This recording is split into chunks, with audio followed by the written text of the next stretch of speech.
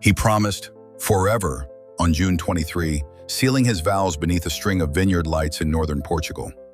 11 nights later, at 12:30 a.m., on a lonely stretch of Spain's A52, Diogo Jota's Lamborghini veered off the asphalt, burst into flames, and forever was gone. His younger brother André lay beside him. Two nations froze, shocked that a man who lifted Liverpool's 20th league title in May could disappear before August preseason even began. But that's only the beginning of a story that swings from wedding bells to worldwide mourning, then dives into a mystery investigators still can't close.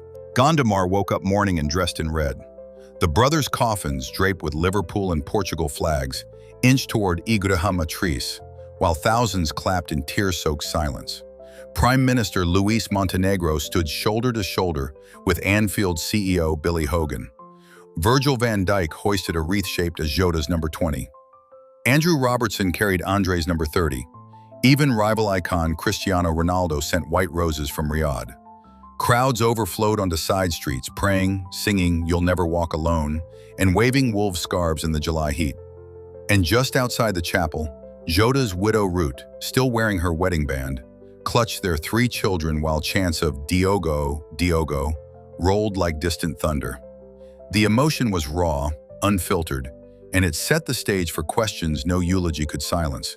But that wasn't the whole story. June 23 felt perfect. Childhood sweethearts, vineyard sunset, Klopp laughing in the second row, and a caption that read, "A day we'll never forget." Yet behind the smiles sat a medical restriction nobody mentioned publicly. Doctors had advised the striker not to fly for a few weeks after a minor lung collapse picked up during the title run-in. A ferry ticket from Santander to Portsmouth looked safer. The overland haul meant a midnight crossing of Spain, and big brother André insisted on driving so Diogo could nap. It gets worse. Tire firm Pirelli had only weeks earlier issued recall bulletin 25T-T-001 for a batch of low-profile supersport models, exactly what wrapped Jota's rear wheels. The garage in Madrid never flagged them. Whether that bulletin connects to the crash remains unproven, but the coincidence haunts every backstreet cafe from Porto to Liverpool. Listen to this. At 12:28 a.m., the brothers overtook a lorry near Cernadilla.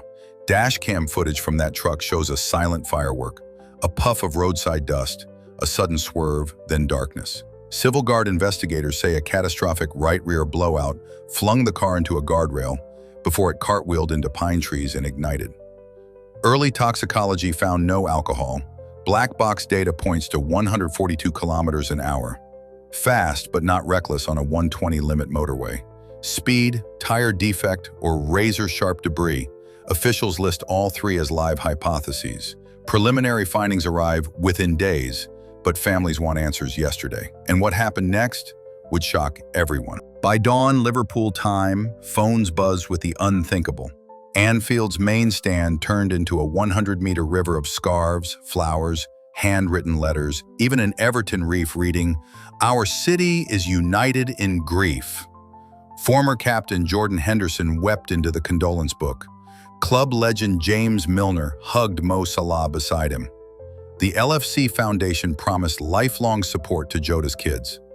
Digital condolence pages crashed under traffic from Kuala Lumpur to Kansas. But that's not all.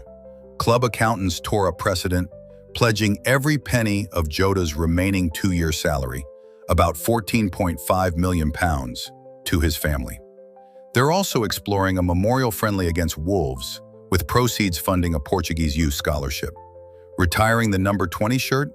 Fans have already printed petitions. It gets crazier. Mo Salah confessed he's frightened to walk back into Melwood without hearing Jota's high-pitched laugh. Center back Connor Bradley recalled getting smashed 5-0 by Jota in FIFA before he'd unpacked his academy locker. Few knew the striker once sat among the world's top 50 esports players. EA even gave him a custom FUT card with 99 finishing.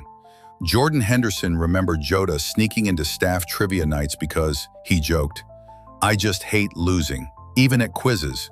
But the nostalgia only deepened the ache, because behind every playful prank was a man funneling match bonuses into a hometown academy that already bears his name. Back in the modest suburb east of Porto, young strikers train on Campo Diogo José Teixeira da Silva, the ground he funded after signing for Liverpool in 2020.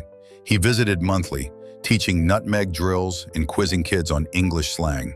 At Friday night vigil, club president José Vasconcelos admitted he'd spoken to Jota by phone hours before the crash. Another routine chat about installing floodlights. That timeline still rings in his ears.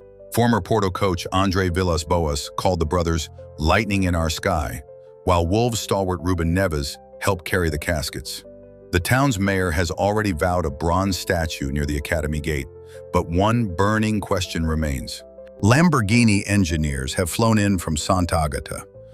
Pirelli has dispatched chemists to study burnt rubber. EU transport law forces a recall if structural tire failure is proven.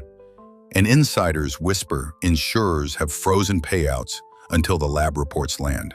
Spanish courts can demand a full public inquest. Rare for road deaths, but on the table due to global attention. Whatever the verdict, lawyers predict a ripple that could cost millions and reshape low-profile tire testing standards. But that's not all. Because the crash didn't just steal a father of three, it shook a sport that thrives on belief. Jota's highlight reel feels endless. Hat-trick versus Leicester, Europa League heroics for Wolves, a Nations League crown with Portugal, and that looping header against Palace that nudged Liverpool toward title NAR 20. Klopp once said, "If there's one loose ball in the box, I pray it finds Diogo." Fans agreed. He pressed until veins bulged, celebrated tap-ins like Champions League winners, and turned every playground dream into standing room at the Cop. And yet, a lone tire pop erased it all in one sickening jerk. It gets worse. His youngest, Mafalda, won't remember his voice. Only the bedtime audio's family stored on a cloud. That thought alone has hardened hearts across the football world into a single vow. Never forget. Fairy tale rise, title glory, vineyard wedding, tire blowout, global funeral. Diogo Jota's timeline reads like a lightning strike. Brilliant and brutal. He never walked alone, and now millions carry his story in chants, murals, and that stubborn number 20 stitched onto scarves from Porto to the Cop. So here's your challenge.